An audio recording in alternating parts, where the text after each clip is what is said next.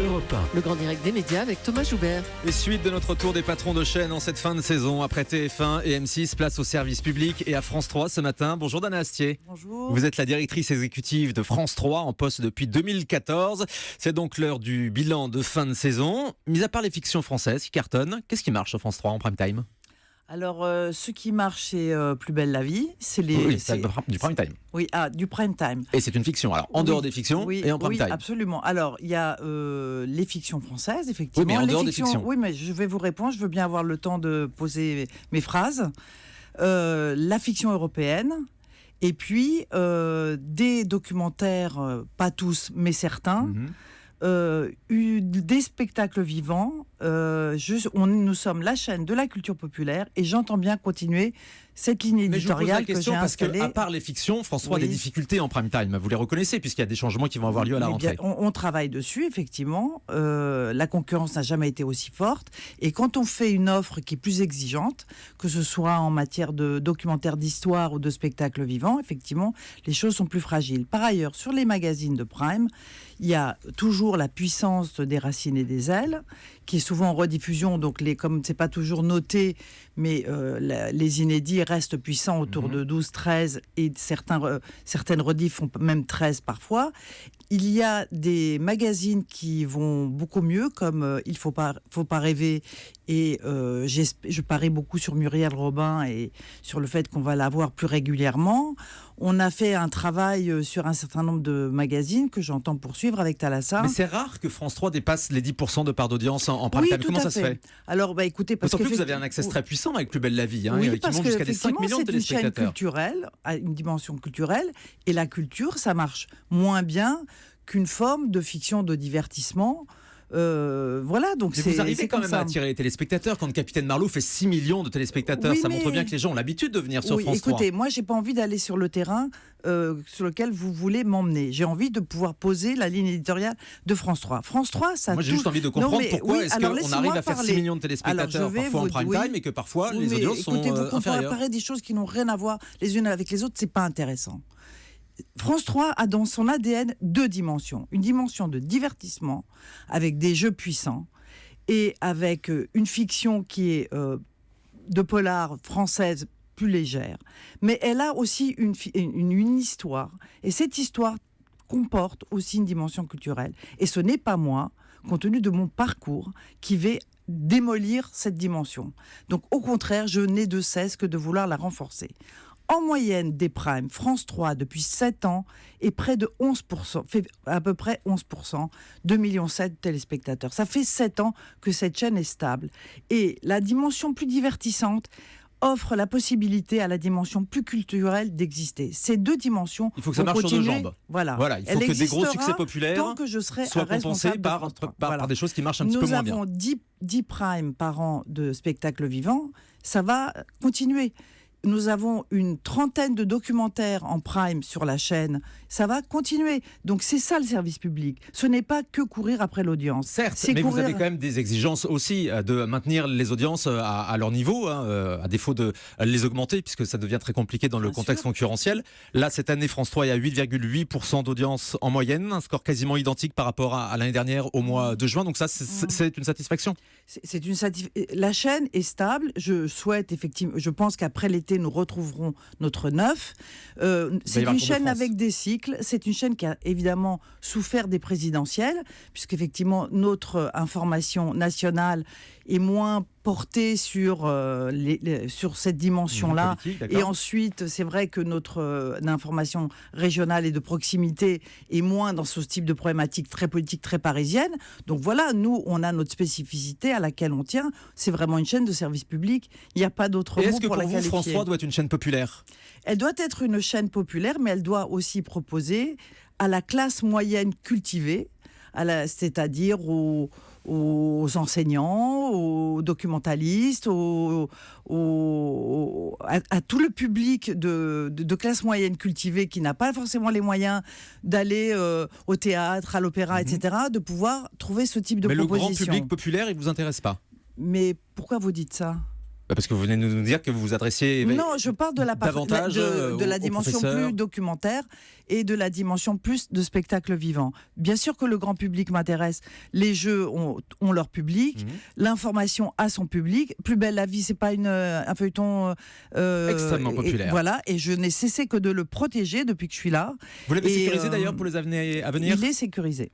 Et le lancement Donc, des fictions du Et plus je belle la vie.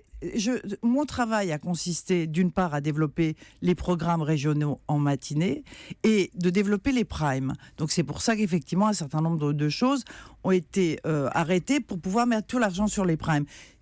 Je n'ai cessé d'augmenter la part de la fiction française sur C'est cette un des chaîne. gros succès de France 3, ça Voilà. c'est Et donc incontestable. ça veut dire que je ne suis pas indifférente au succès populaire. Mais évidemment, d'abord, ce n'est pas parce que dans cette fiction française, nous avons aussi des objets qui sont beaucoup plus exigeants, comme le fait que tous les 2 mois, nous allons avoir un film très puissant sur les problèmes de société suivi d'un débat. Nous avons développé des mini-séries qui sont plus segmentantes. Mais évidemment, c'est ça qui est excitant et passionnant sur cette chaîne, c'est qu'elle a cette double dimension de populaire et de culture populaire, et que ça va continuer comme ça, en tout cas. Et tant est-ce que vous je trouvez suis là. qu'aujourd'hui, elle a une dimension jeune et moderne, France 3 Ça dépend des programmes. Je pense que la fiction française avec Marlowe, effectivement, c'est de la modernité.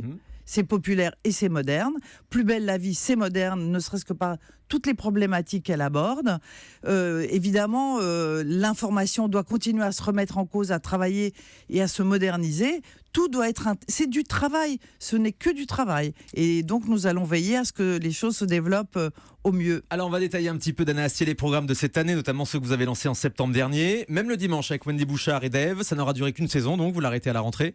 Oui, parce que c'est vrai que malgré la qualité du travail qui a été fait et malgré des audiences très correctes, ce n'est pas assez puissant. J'essaye de réfléchir en cohérence tout au long de la journée et en général. C'est vrai que France 3, c'est cohérent. C'est ça le Dave n'a plus sa problème. place sur France 3.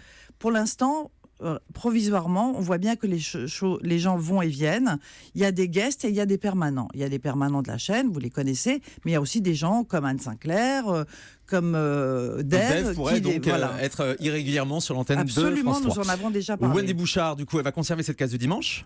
Elle est là le dimanche et elle rejoint, ce dont je suis très fière, le réseau régional. Et c'est le cas de beaucoup de oui, on a constaté ça. Oui. Il y a de plus en plus de noms qui vont Charlotte alimenter Legris, les Louise antennes Ekland, régionales. Voilà.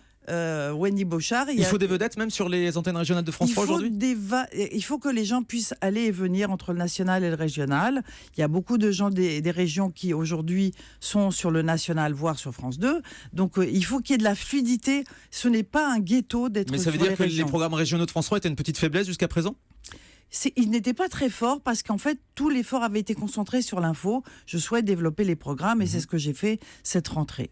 Le divan de Marc-Olivier Fogel, on n'a pas très bien compris si c'était renouvelé ou non. Pour l'instant aussi, ça s'arrête parce que c'est vrai qu'on avait envie d'un certain nombre d'invités qui, pour l'instant, que nous n'avons pas encore. Mais je souhaite que le divan puisse revenir dans 1 an ou 2 lorsqu'on aura fait le plein d'un certain nombre d'invités. On a fait déjà 60 émissions. Donc c'est vrai que d'avoir des gens qui intéressent le grand public, en tout cas un certain public, c'est pas facile. Christophe Ondelat a fait son grand retour au fait divers et Crimes et Châtiments. Là encore, ça s'est arrêté. Est-ce que Christophe Ondelat a de nouveaux projets avec vous ? Oui, il a des nouveaux projets dans une dimension plus historique, des faits divers qui ont marqué l'histoire du pays. Alors le lundi, ce sera une nouvelle case découverte avec, donc on l'a annoncé tout à l'heure, le nouveau Thalassa.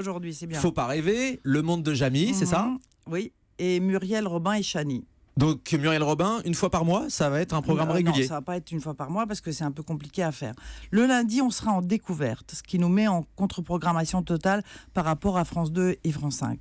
Donc l'idée, c'est de faire en sorte que les grandes marques de la chaîne se soutiennent mutuellement pour faire une offre le lundi, qui est une offre de découverte. Jusqu'à présent, l'offre cette année, c'était des documentaires d'actualité et de politique. C'était un gros pari et c'était honnêtement la plus grosse catastrophe d'audience de cette année, avec des chiffres à 3% je trouve ça d'audience. tellement dramatique problématique la manière dont vous présentez à chaque fois les choses.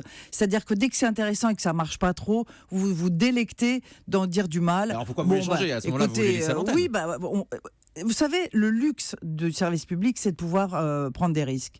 Et j'ai l'intention de continuer à prendre des risques, justement parce que je me bétonne par ailleurs. Donc, Moi, je pars toujours effectivement, du principe, Anna Astier, que le service public, c'est être au service du public. Quand une émission fait 3% de part de marché, elle n'est pas au service du public. C'était vous qui rédigiez le cahier des charges. Non, mais j'ai le droit des d'avoir un services avis. publics. Bien sûr, mais moi aussi, et je vous rétorque les choses. C'est pas comme ça. J'essaie de vous expliquer depuis le début que j'essaie de trouver un équilibre entre des programmes très très populaires et des programmes qui touchent un public plus restreint, mais qui a le droit aussi d'exister. Voilà. Donc, vous allez continuer ces documentaires d'actualité et de politique ou pas? Non, parce qu'il n'y a pas de raison. Nous avons fait le plein et je pense qu'on va faire une pause Et sur la parce qu'ils étaient politique. trop faibles en audience? Non, c'est pas à cause de ça. Pas à cause de ça, Ce n'est d'accord. pas à cause de ça. Les variétés du vendredi soir, parce qu'il faut qu'on avance un petit peu. Oui, non, mais c'est vous qui marquez le tempo. Le vendredi va être consacré à la fois à l'humour, à la fois à la musique et aussi à des tentatives de collection documentaire autour des changements de vie. Aussi bien du changement de vie d'individus qui ont envie de tout lâcher pour se lancer dans une nouvelle aventure, que un nouveau format qui s'appelle Qui prendra la suite. Ça se passe en région, des artisans, des savoir-faire français qui n'arrivent pas à trouver des compagnons Présenté par ou des Églantine et Meillet. Églantine et Meillet, donc. Voilà. Donc, nous allons développer ce genre d'approche qui permet d'être à la fois en région, raconter la vie de tous les jours des gens et évidemment avec une forme d'écriture différente de ce que nous faisons d'habitude. Et Cyril Ferraud, est-ce qu'il a un avenir sur la chaîne en dehors de Slam, de son jeu de l'après-midi? Il a un grand avenir et nous en parlerons quand il sera temps. Voilà, on sait Nous avons qu'il pas mal de projets ensemble. il fait des émissions événementielles, hein, on l'a Voilà. vu à Musique en Fête notamment, au Festival interceltique de Lorient, mais d'autres projets pour Cyril? Oui, très sérieux. Avec un jeu d'aventure dont il rêve, pourquoi est-ce que vous lui donnez pas? Pourquoi pas? Bah, Pourquoi écoutez, pas? C'est-à-dire, il y a oui. une piste, vous travaillez éventuellement une piste dessus? très sérieuse, je cherche un Racine et des ailes qui serait le jeu et qui permettrait à Cyril effectivement d'être en prime régulièrement. C'est vrai que c'est un genre qui a toujours existé sur France 3, on se souvient de la carte au trésor. Absolument. Donc ça, c'est une volonté de la chaîne. Puisqu'on était sur les jeux, il y a Karine Tessandier et Églantine et Meillet qui ont lancé de nouveaux jeux le week-end. Ils vont perdurer. Ça C'était des continue, bonnes expériences. Ça continue, je suis très contente. Je suis contente qu'on ait essayé aussi des femmes pour faire du jeu et ce n'est qu'on va continuer évidemment. Et vous ne touchez pas non plus au jeu de l'après-midi, des chiffres et des lettres, Harry, Slam, question non, pour un champion. Non. Et pourquoi ne pas arrêter d'ailleurs, des chiffres et des lettres?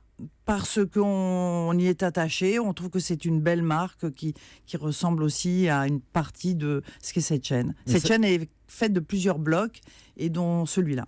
Ça peut être jeune et moderne encore aujourd'hui, des chiffres et des lettres, oui? Écoutez, on a retravaillé dessus, l'audience est stable, donc on n'a pas de raison de l'arrêter. Merci beaucoup, Dana Astier, Merci. directrice exécutive de France 3, d'être venue faire le bilan de votre chaîne ce matin sur Europe 1. Et nous, on se retrouve dans un instant. À tout de suite.